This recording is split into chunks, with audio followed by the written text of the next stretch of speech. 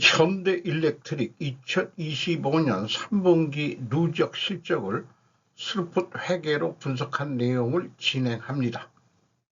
매출은 21.5% 증가했고 영업이익률은 24.7%입니다.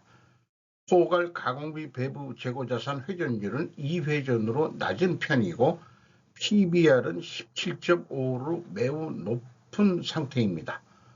재고자산 매출원가 회계가 투명합니다. 구독, 좋아요 부탁드립니다. 먼저 원가 회계 손익으로서 매출이 2조 5,382억 원을 달성해서 전년 3분기보다 21.5%가 증가했습니다.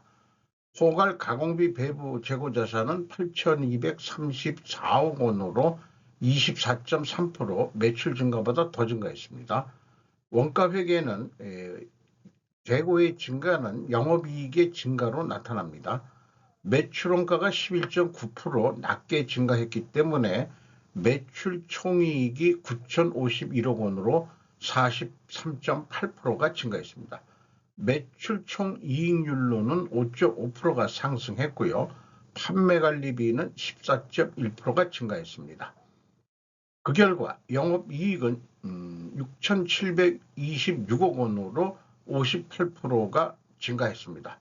영업이익률 26.5%로 6.1% 상승했습니다. 스루풋 회계로 분석한 결과 매출에 비례하는 매출 재료비는 1조 1,613억 원으로 13.7%가 증가했습니다. 매출 증가율보다 마이너스 7.8%이기 때문에 원재료 가격이 하락했다라고 1차 추론을 해볼 수 있겠습니다. 또는 상대적으로 판매 가격이 상승했다고도 볼 수 있습니다. 스루풋율 54.2%로 3.1% 상승했습니다. 운영경비 7,509억 원으로 16.4% 증가했습니다. 그 결과 TOE 생산성은 1.83으로서 0.18포인트가 상승했고요. 스루풋 영업이익상으로는 6,260억 원으로 48.1%가 증가했습니다. 원가회계 영업이익보다는 465억 8천만 원이나 더 작은 수치인데 이것은 포괄 가공비 배부 재고자산이 증가했기 때문입니다. 스루풋 영업이익률은 24.7%로 4.4%가 상승했습니다. 재고자산 내역, 제품 제공품 가공비 배부 재고자산이 4,906억 원으로 연초보다 456억 7,800만 원이 증가했습니다. 계약자산은 건설업의 미청구공사 성격인데 스루풋은 포괄 제공으로 인식을 합니다. 3,328억 원, 연초보다 1,155억 원이 증가했습니다. 비용의 성격적 분류로 A 재고자산의 변동 마이너스 993억 1,500만 원인데 증가했다는 뜻이고요. 재고자산의 매입액이라고 써 있으면은 A 재고자산의 변동 범위는 전체 재고자산이 되겠습니다. AB를 더한 MC 매출원가 재료비는 1조 1,147억 원으로 9.4%가 증가했고 운영경비는 16.4%가 증가했습니다. 운영경비 7,509억 원에서 판매관리비 2,325억 원을 뺀 가공비 5,184억 원이 되겠습니다. 가공비율 29%, 생산재료비율 71%, 1.1% 상승했습니다. 여기서는 원재료 가격이 상승했다라고 2차 추론이 되는데 1차 추론과는 모순이 되는데 모순은 해소가 돼야 됩니다만은 모순이 나온 이유는 계약자산의 영향으로 인식이 됩니다. 그리고 재고자산 매입표기 즉 전체 재고자산의 변동은 총 제조비용을 왜곡하죠. 왜냐하면 총 제조비용이라는 게 생산에 투입된 재료비 더하기 가공비인데 이 표로 제시한 거로는 재고자산 매입액에서 가공비를 더하니까 총 제조 비용이 아닌 이상한 비용이 나오게 되죠. 재고자산의 증감내요, 차이가 나오는데 BWCI의 증감액을 가감하면은 차이액이 1155억 원, 이것은 그 계약자산의 증감액이기 때문에 일치를 한다는 얘기가 되겠습니다. 또 2단계 PQ총 제조비용에서도 그 BWCI 증감액을 가감하면은 그 차액이 역시 계약자산의 증감액이 되겠습니다. 현금 흐름표도 마찬가지가 되겠습니다. 그리고 계약자산은 위에 거는 현금 흐름표에 의한 거고요. 밑에 거는 그 재무상태표에 의한 건데 이 차이가 58억 5,500만 원인데 이거를 일치하는 기업은 그렇게 흔하지가 않습니다. 저기 그 며칠 전에 했던 현대오토에버는 이게 딱 일치를 하는데 이게 지금 보면은 그 원가회계에서는 계약자산을 매출 채권으로 인식을 하거든요. 그러니까 대손상각을 해버리는 거로 알고 있습니다. 정확하게 이 금액의 여부는 알 수가 없습니다. 대손상각은 다른 매출 채권 때문에 있기 때문에 묶어서 표현이 되기 때문에 이 차이액을 검증할 방법은 없습니다. 어쨌든 아직 청구하지도 않은 놈을 대손상각한다는 것은 좀 이건 비합리적이다 이렇게 생각이 듭니다. 원가회계하고의 영업이익 차이 465억 8천만 원은 매출원가 재료비와 그 다음에 매출 재료비의 차이액과 동일한 거고요.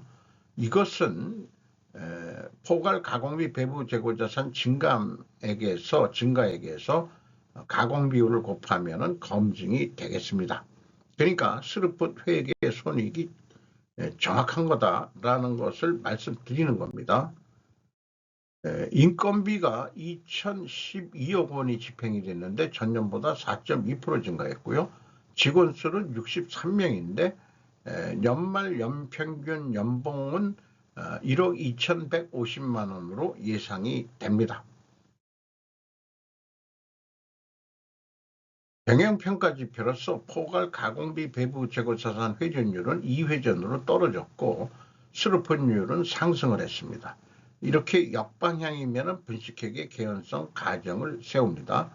그리고 총자산 회전율이 0.8이면은 3분기면은 0.75면은 정상적이라고 보면은 연간으로 하면 1이 넘을 것 같습니다. 바람직한 그 경영 성과라고 볼 수 있겠습니다.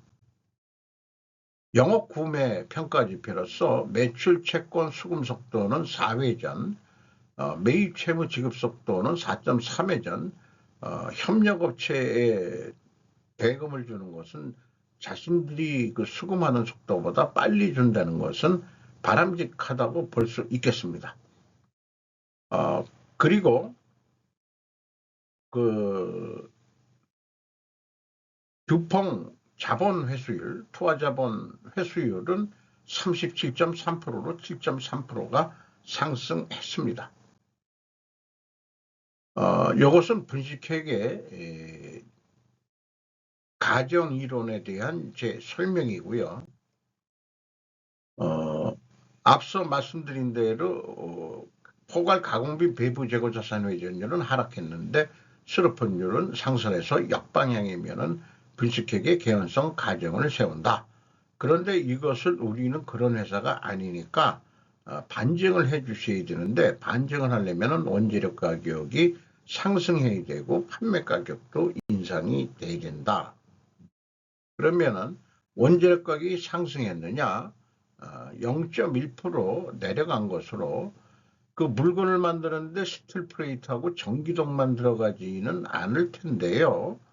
뭐 여러 가지도 들어가겠지만은 이렇게 그 샘플링만 했고 제품 판매 가격은 기재하기가 곤란합니다. 이렇게 이제 얘기를 하고 있어요. 그래서 지금까지 분석 내용의 어떤 것을 이 집계를 해보면은 손익계산서에서는 원재료 가격 하락 추론, 비성분에서는 상승 추론 모순이 되는데, 그리고 역방향이라서 부직격의 개연성 가정하는데 원재료 가격은 상승해야 되고 수주 판매 가격도 상승해야 되는데 원재료 가격 하락으로 나오죠. 수주 판매가는 비공개고, 그래서 반증을 해주고 싶어도 반증이 안 되네요.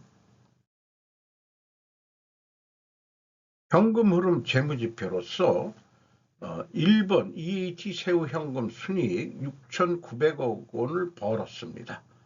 그리고 두 번째 EMS 영업활동으로 전체 유입된 돈은 8,659억 원이 되겠습니다. FEM 최종 번 돈은 5,765억 원이 되겠습니다. 자본적 지출에는 99억 8천 맞죠? 아니요. 998억 원을 집행을 했습니다.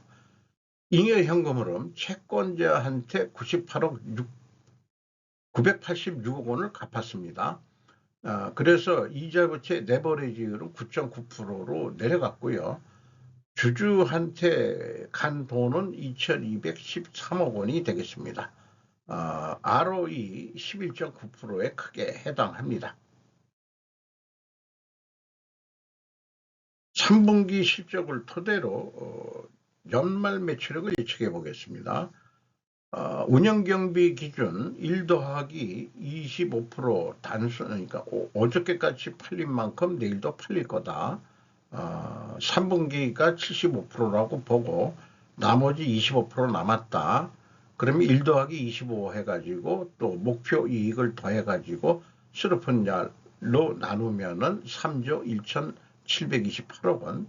실제 나중에 결산이 얼마로 나올지 모르겠습니다만은, 또한 스르프 회계는 매출 재료 비율도 1 더하기 25%에서 재료 비율로 나누면 똑같은 금액을 예측해 낼 수 있겠습니다. 그런데 이것을 어떤 판매 단가로 비유를 해보면은 뭔가 변압기 하나가 317만 원이다. 그러면 남는 게 꽤 많이 남습니다. 77만 9천 원, 한 78만 원 남는 거로 되는데, 더 욕심을 내보자 2.6회전이 예상이 되는데, 포괄 가공비 배부 재고자산 회전율이 2.8회전까지 5.9% 노력을 해보면은 판매 단가가 335만 9,680원으로 인상 효과를 낼 것입니다. 운영경비가 1.7% 증가하더라도 영업이익은 86만 7,500원까지 올라갈 수 있습니다. 원가 회계에는 재고들이 증가를 했는데, 이것도 판매 관리비 25%, 요 손익을 얘기하기 전에 원가 회계에는 제조 원가를 얘기해야 되겠죠. 그러니까 생산 재료비도 25% 업하고 가공비도 25% 업하는데, 재고만 많이 늘었기 때문에 10% 줄인다고 했을 때 총 제조 비용이 2조 1,100만 원 단위로 그냥 판매 단가로 얘기하죠. 216만 5,500원인데 판매 매출 원가는 224만 7천 원으로 증가해 버립니다. 재고를 줄이면은 이게 이제 원가의 고질적인 문제인데, 어쨌든 이 매출 원가가 들어갔을 때 얼마를 받아야 되느냐, 이게 매출 원가가 증가해 버리니까 목표 이익을 얻기 위해 가지고는 역산으로 쭉 올라가면은 337만 9천 원을 받아야 된다, 이런 얘기가 나오겠어요. 그런데 이것을 그러면 브릭다운해서 견적서를 내달라고 그러면은, 이렇게 내면은 329만 6천 원뿐이 나오질 않습니다. 재고를 뭐 표현할 방법이 없잖아요. 일반 거래를 할 때. 그런데 실제 부풀림을 해서 335만 원의 결제 저기 제출을 한다. 그럼 계약이 어떻게 될 거냐? 구매 측이 머리가 좋아가지고 스루프 관점에서는 이렇게만도 남는데 뭔 얘기냐? 우리는 재고는 모르겠고 317만 원 해라. 그러면은 이제 목표보다 적게 이익이 나오는 거죠. 그러면은 아까 그 재고 회전율 5.9% 상승하기로 했는데 우리는 6% 매출을 더하면은 결과적으로 그 영업이익이 69만 4천 원 남는데 이게 스루프보다 이 영업이익이 적게 나오게 되어 있습니다. 원가 회계는 재고가 감소하면은 기대만큼 그것이 이제 원가의 문제라는 것을 제가 지속적으로 지금 끊임없이 세뇌 공작을 지금 하고 있는 중이죠. 제가 아직까지는 안 맥히고 있습니다만은 시가는 81만 9천 원으로 연초보다 더블이 올랐습니다. 그리고 PBR이 17.55가 되겠어요. 이것도 734%가 상승했고 5% 이상 주주는 HD 현대가 36.65%, 연금공단이 8.08%, 외국인이 JP모건과 UBS가 눈에 띄는데 36.62%입니다. 외국인들은 경영간섭 목적이 아니라면 최대 주주 지분율을 넘지 않는 게 일반적인 현상으로 보입니다. 이런 걸 신사협정이라고 할까요? 최대 주주보다 아니면은 50% 이상을 외국인이 가지고 있는 경우가 있는데 그 경우는 실제 경영진이 한국이나 하더라도 실질적으로는 내정 간섭을 통해서 영향력을 미치면서 한국 기업을 지배하게 되는 거죠. 대표적인 게 시중은행이 되겠습니다. 그래서 정부에서 뭐 말을 안 듣는다, 뭐 저기 이너서클 있네, 어쩌고 저쩌고 한다 한들 안 맥힐 겁니다. 그렇게 생각이 들어가네요. 생산 관리 방법에 대한 템플릿이고요. 이 회사는 MTA하고 아니 메이크 투 오더 방식하고 그 다음에 CCPM을 통해서 생산을 해야 될 것입니다. 스루프 회계가 21세기 골든 회계가 되기를 바라면서 마치도록 하겠습니다.